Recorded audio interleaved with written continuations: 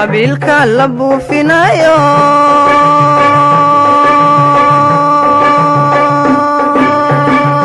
asaagan ku beegsan mayne waxbartaan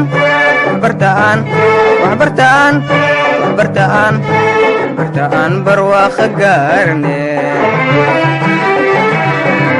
بسم الله الرحمن الرحيم الحمد لله رب العالمين والصلاة والسلام على طه الأمين أما بعد السلام عليكم ورحمة الله وبركاته مركز السود وهذا ومقالة امتحانها أها كسب سنة مادة إنجليش جارهان جريد كسيدات هل كان أو مقال كان وحنكب بلابنا يونت كليحات أها أما بقى what is your job وأما حيث قضى هذا exercise كواد ومركة وليلي كواد سؤال شو قول رئيس حدثة what does the Bashir do what does the Bashir do يعني بشير محوس سمية شقادة بشير وقبت محيطة هاي عندنا answer جواب بشير introduces the new television quiz program Guess My Job بشير introduces بشير وحصوبا دقاء the new television quiz program برنامج ككدس كتلفزيون كعصب أيو صوبا دقاء وعوان كيسوي هاي Guess My Job شقادة إذا قياس اوكي برنامج كاس طبعا مقعو ليهاي مقعيسا بحال دها Guess My Job مركا دي aan dhaha ku celino Bashir introduces Bashir wuxuu soo bandhigaa the new television quiz program barnaamijka kediska ee televisionka ee cusub oo ciwaankiisu yahay Guess My Job shaqadeyda qiyaas question-ka labaad ku xiga wuxuu yahay tell and write the names of the three guests tell sheeg and write isla markaas noqor the names magacyada of the three guests saddexda marti okay waxaan dhaynaa marka answer jawaab waxay noqonaysaa the names magacyada of the three guests saddexda marti are waxay kala yihiin Barre Hirsi and Sulaiman okay the names magacyada of the three guests saddexda marti are waxay kala yihiin Barre Hirsi and Sulaiman su'aasha saddexaad ku xigto iyaduna waxay tahay dabcan what is the job of Mahad what is the job waa maxay shaqada of Mahad ee Mahad okay answer waxaan dhahnaa marka Mahad is a night watchman Mahad is a night watchman Mahad waa waardiye waliba wax waardiyeeyo habeenkii night watchman waxaa laga wadaa waardiyaha habeenkii meel waardiyeynayo marka Mahad is a night watchman waa waardiye waliba xilli habeen ah ayuu meel waardiyeeyaa su'aasha xigta ee afraad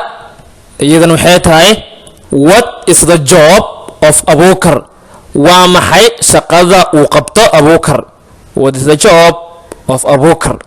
answer waxaan dhahnaa marka Abubakar is a journalist for the Ilays Express in Mogadishu Abubakar is a journalist waa journaliste waliba wuxuu journalist ka yahay for the Ilays Express in Mogadishu yani jaraa'idka warka soo saar express waxa la dhahaa waa jariidad warka soo saarta si maalinle ah ee la dhahay Ilays ayuu journalist ka yahay oo ku yaala Mogadishu marka Abubakar is a journalist Abubakar waa journalist wuxuuna ka yahay for the Ilays Express ka Ilays in Mogadishu ee ka howlgala ama ka shaqeeyo magaalada Muqdisho question ka sanaad asagana wuxuu yahay what job does Roble do what job waa maxay nooca shaqo does Roble do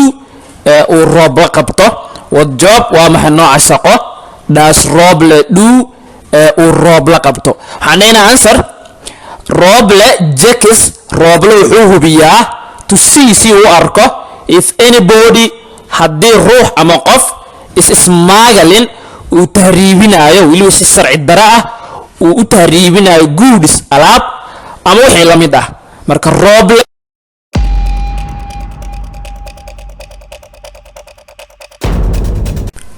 question number 6 ayadan waxay tahay what does Ali Guure now yani Ali Guure muxuu yaqaanaa xirfadiisa skillkiisa muxuu yahay okay skillka ama xirfadiisa sheeg answer jawaab waxaan dhahaynaa marka Ali Guure knows everything about engine okay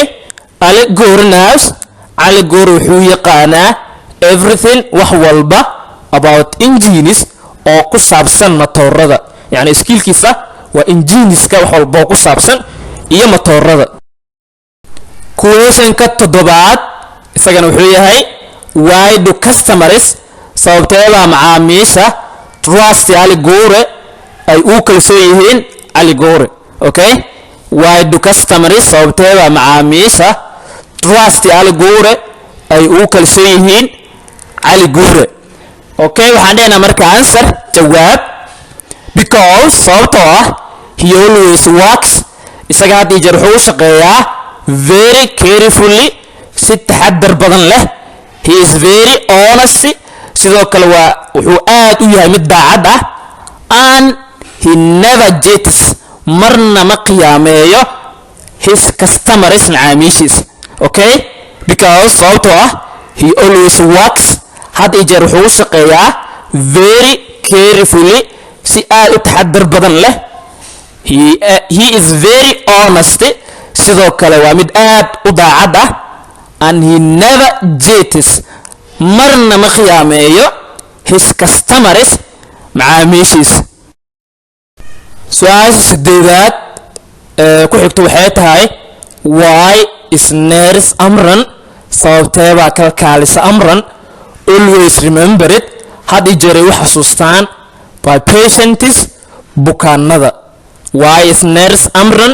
sababteeda kalkaalisa Amran always remember it hadii jeeray wax xasuustaan by patients bukaanada jawaab waxay noqonaysaa marka nurse Amran kalkaalisa Amran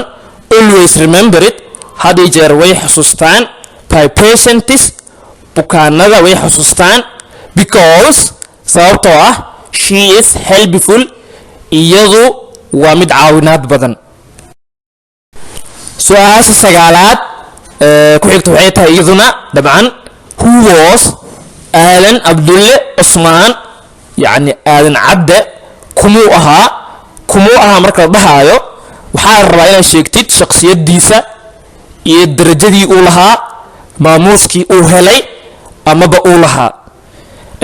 Aadan Abdulle Aadan Cabde was wuxuu ahaa the secretary xoghaayihii of Somali Youth League ururkii dhalinyarada Soomaaliyeed ee loo soo gaabiyo SYL Mr. Abdulle yani Aadan Cabde was wuxuu ahaa the first Somali president madaxweynihii ugu horeeyay ee Soomaaliya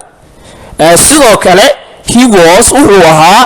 the first African leader hogaamiyihii ugu horeeyay Afrikaan ah who had handed over power oo awoodda ku wareejiyay without conflict khilaaf iyo isqa qabsi la'aan wuxuuna ku wareejiyay to the elected successor guuleystay la doortay oo ahaa Cabdirashiid Cali Sharmaarke sanadda markuu ahaa in 1967 1967 question ka tobnaad asagana wuxuu yahay dabcan where was Aadan Abdulle born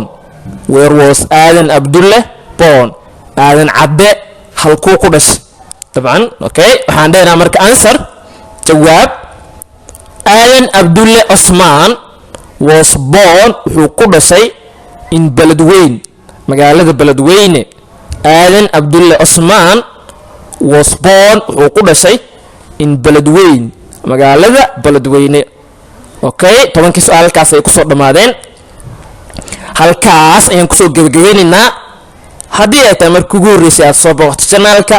waxaa kaa dalbana inaad nagu soo biirto aad subscribe dhahto haddii aad horey noogu soo biirtay inaad muuqaalka laag noo siisid waa mahadsan tahay ramadaan kariim assalaamu calaykum waraxmatullaahi